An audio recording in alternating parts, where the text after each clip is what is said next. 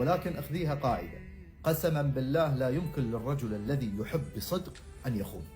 فإذا خانك رجل لا تصدقين إنها شهوة والشيطان لعب براسي، قسما بالله ما يحبك. الرجل اللي يخون زوجته جسديا عشان شهوة والله ما يحبها. عشان كذي نقول لكم الذي يخون لا يستحق فرصة ثانية.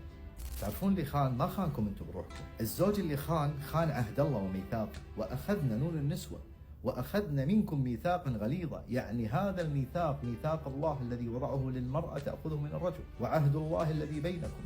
إذا هو خان عهد الله، خان الميثاق الغليظ.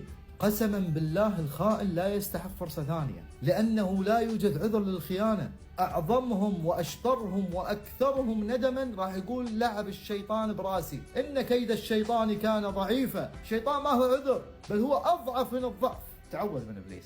ولا بتقول والله شهوة ولحظة غفلة، والله ما تستحق.